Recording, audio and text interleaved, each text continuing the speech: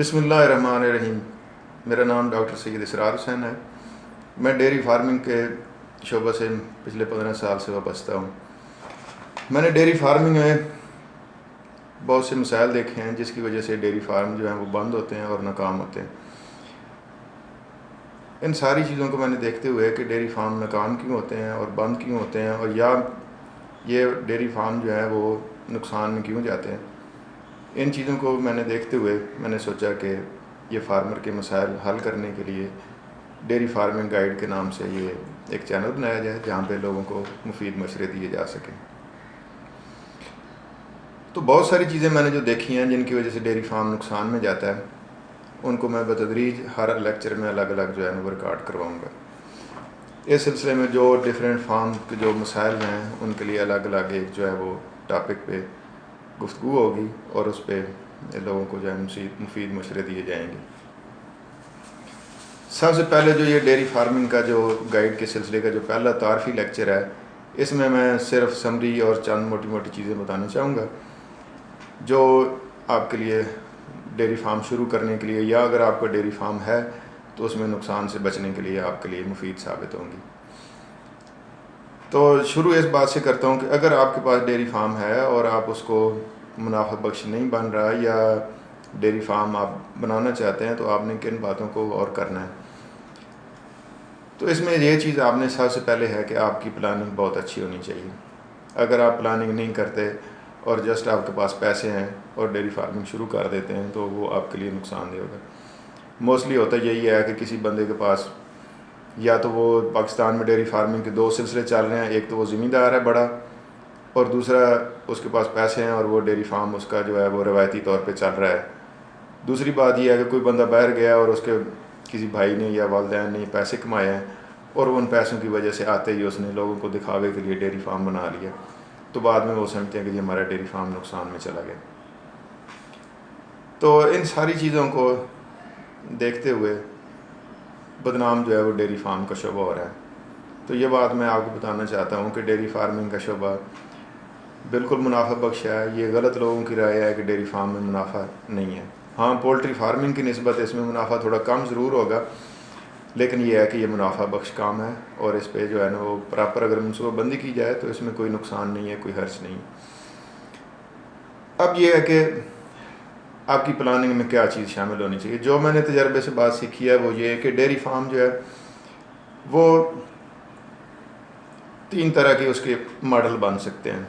یا تو آپ ولایتی گائیوں کا فارم بنائیں جو اینیمل امپورٹ ہو رہے ہیں، امریکہ سے ہو رہے ہیں یا ڈچ ہیں یا کسی اور ملک سے بھی آ رہے ہیں، تو وہ اگر آپ فارم بناتے ہیں تو اس کے ڈیفرنٹ مسائل ہیں۔ اگر آپ کے پاس کراس بریڈ اینیمل ہے تو ان کے ڈیفرنٹ مسائل ہیں، اور اگر آپ کے پاس دیسی جانور رکھے ہوئے ہیں تو ان کے ڈیفرنٹ مسائل ہیں۔ فارم کو منافع بخش بنانے کے لیے آپ نے ان کے مسائل کا حل کرنا بہت ضروری ہے۔ تو آپ کے پاس جو سب سے پہلی جو آپ کے بات ذہن میں ہونی چاہیے منصوبہ بندی کے بعد، وہ یہ ہے کہ ڈیری فارمنگ کے مسائل کون کون سے ہیں۔ اگر آپ کے پاس اس بات کا نالج نہیں کہ آپ کے فارم کے مسائل کون سے ہیں، تو یقینی بات ہے کہ آپ کا فارم جو ہے وہ لاس میں جائے گا۔ جو میں نے جو چیز دیکھی ہے ڈیری فارموں پہ مختلف وزٹ کیے ہیں، 4 سے 5 مختلف فارمز میں نے جو ہے وہ دیکھے ہوئے ہیں جن کو میں نے خود چلایا ہوا ہے، تو زیادہ تر یہی ہوتا ہے کہ ماڈل کون سا ہے اس بات کو لوگ کلیئر نہیں کر پاتے۔ دوسری بات کہ منصوبہ بندی نہیں ہے۔ تیسری بات مسائل کا اندازہ نہیں ہے کہ ڈیری فارمنگ کے مسائل کیا ہے۔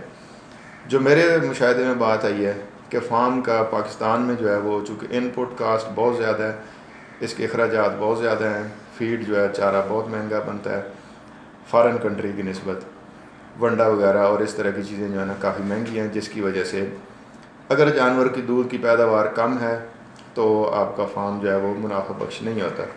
فارم کو منافع بخش بنانے کے لیے آپ کو ان کی ان پٹ کی جو ہے کاسٹ وہ کم کرنا ضروری ہے۔ دوسرا طریقہ کار یہ ہے کہ اس کی پروڈکشن بہت اچھی ہو۔ اگر ان کی اینیمل کی پروڈکشن جو کہ ولایتی گائیوں کے علاوہ دیسی گائیوں کی تو پروڈکشن بہت کم ہے، اگر وہ پروڈکشن نہیں ہے تو پھر آپ کا جو ہے وہ فارم جو ہے منافع بخش نہیں ہوگا۔ میں اس نتیجے پہ پہنچا ہوں کہ جو ولایتی گائے ہے وہ ہی منافع بخش ہے، دیسی گائے جو ہے وہ آپ کو منافع نہیں دیتی. اب جو ولایتی گائے ہے جس کو امریکن یا ڈچ یا آسٹریلین یا اس طریقے یہ مختلف جو ہیں، یہ بیسیکلی جو ہیں جن ملکوں سے آتی ہیں یہ ان ملکوں کی وجہ سے ان کا نام دیا جاتا ہے، جبکہ اصل میں جو بریڈ ہے وہ ہولسٹین فریزین اور جرسی، یہ دو مختلف بریڈیں ہیں جو دودھ کے لیے پاکستان میں منگوائی جاتی ہیں. ان کے مسائل ہیں. اگر ان کے مسائل کی ہم لسٹ بنائیں تو ان کو سب سے جو بڑا مسئلہ وہ یہ ہے کہ گرمی کا مسئلہ، جسے ہیٹ سٹریس کہا جاتا ہے.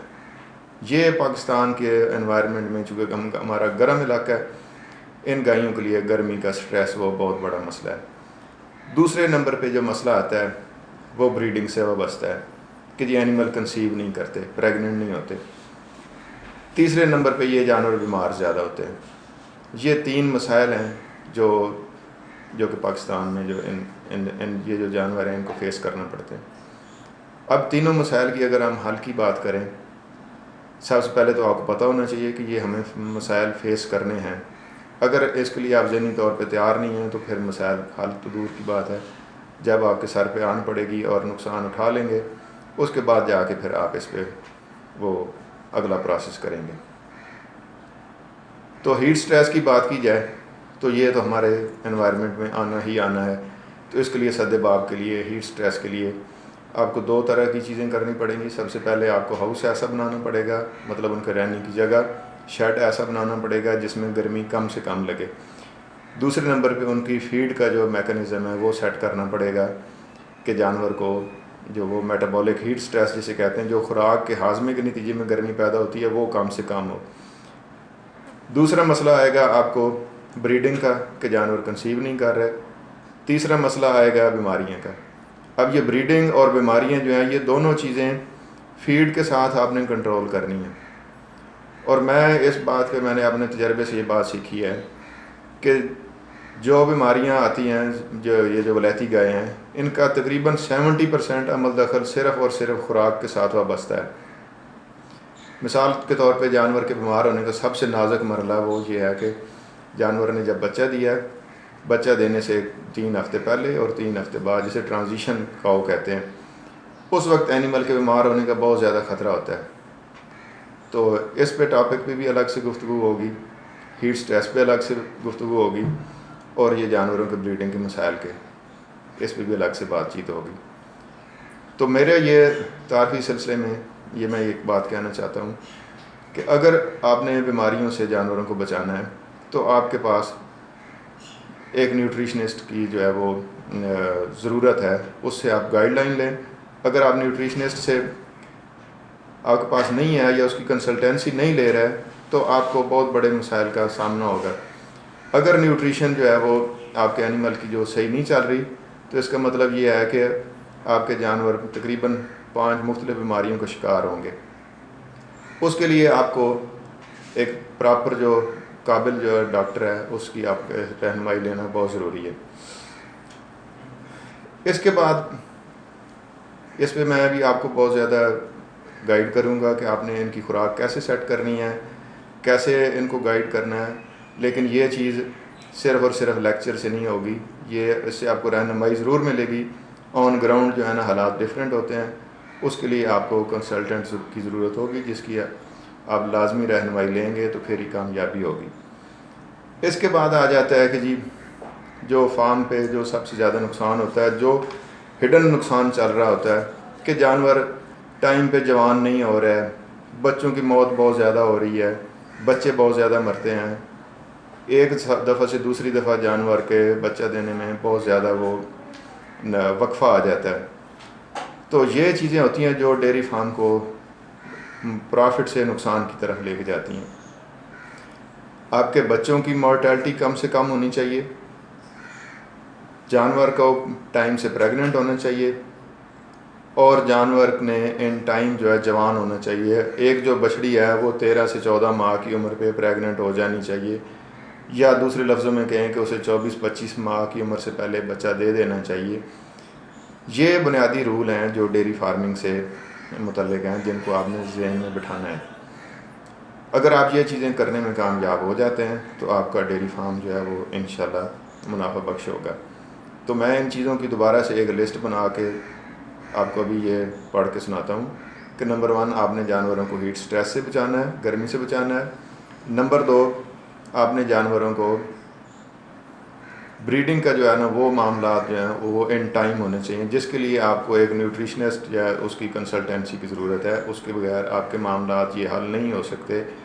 یہ ایک خاص کر کے ٹپیکل معاملہ ہے جو ٹیکنیکل چیز ہے، جو کہ ٹیکنیکل بندہ ہی حل کر سکتا ہے۔ آپ جانور رکھنے میں بہت سمجھدار ہو سکتے ہیں، لیکن جانوروں کے بریڈنگ کے جو مسائل ہیں یہ خوراک سے حل کرنا یہ ڈاکٹر کا کام ہے، یہ کسی دوسرے بندے کا کام ہرگز نہیں ہے۔ تیسرے نمبر پہ چیز آ جاتی ہے کہ آپ کے بچے نہیں مرنے چاہیے، ان کی مورٹیلٹی بہت کم ہونی چاہیے، یہ ریشو ایک لمٹ سے کم ہونی چاہیے۔ اس کے لیے الگ سے ایک لیکچر ریکارڈ کراؤں گا، وہ آپ ضرور سنیے گا۔ پھر بچوں کی مورٹیلٹی کے بعد آ جاتی ہے بات کہ بچوں کا ہیفر کا ایک سرٹن ٹائم کے اندر جو ہے وہ جوان ہو جانا بہت ضروری ہے۔ اگر اس ٹائم کے دوران وہ جوان نہیں ہوتی تو اس کا مطلب یہ ہے کہ آپ کا فارم پرافٹ میں نہیں جائے گا، آپ لاس میں جائیں گے، جسے ہم ریپلیسمنٹ ہیفر کہتے ہیں کہ آپ نے ایک مدت کے اندر اگر آپ کے پاس ویڑی جوان ہو گئی ہے تو پھر ہی آپ پرانی گائے کو نکال سکتے ہیں، اگر نہیں ہے تو آپ کا ڈیری فارم خالی ہو جائے گا۔ اچھا جی، اس کے بعد آ جاتا ہے کہ جانور کا ایک سے دوسری دفعہ بچہ دینا، اس کا اگر وقفہ آپ کا بڑھ رہا ہے تو پھر بھی آپ کا فارم نقصان میں جائے گا۔ یہ چیزیں ہیں جو آپ کے مینجمنٹ کرنے والی ہیں۔ ایک چوتھی چیز جو بڑی اہم چیز ہے، جس کا ایریا وائز تھوڑا فرق ضرور ہوگا، وہ یہ ہے کہ آپ کی پروڈکٹ جو ہے وہ کیسے سیل ہو رہی ہے، کدھر سیل ہو رہی ہے، کہاں سیل کر رہے ہیں۔ یہ جو کمپنیاں ہیں، جو دودھ لینے والی کمپنیاں، یہ نخرے بہت زیادہ کرتی ہیں اور بہت ساری جب کاسٹ جو ہے وہ آپ کی جو دودھ میں سے نکلنی چاہیے وہ پرائس کم دینے کی وجہ سے آپ کو منافع جو ہے وہ کھا جاتی ہیں۔